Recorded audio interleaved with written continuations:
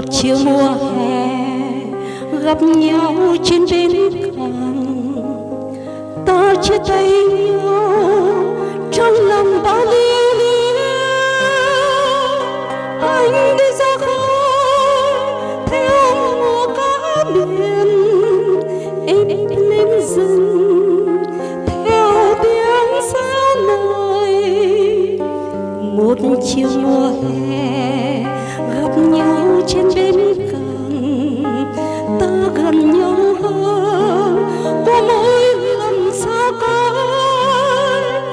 Trong những chuyến đi xa có biết bao nhiêu điều ấy là về đất nước, về con người, về cuộc sống và tình yêu.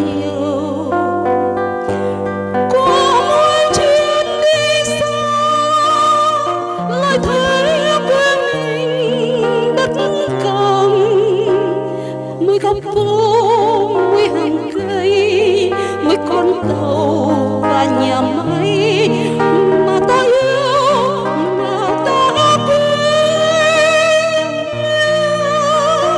Đất nước đang gọi mình đến những cánh chim chờ đầm quê. Hỡi em yêu, ta lại hẹn ngày về.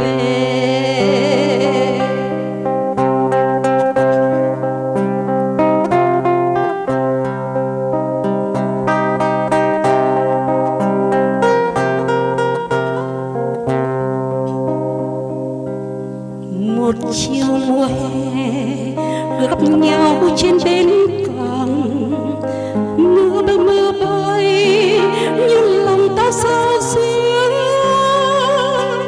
Anh đi ra khơi mây trời gió biển, em đi lên rừng theo những cánh chim.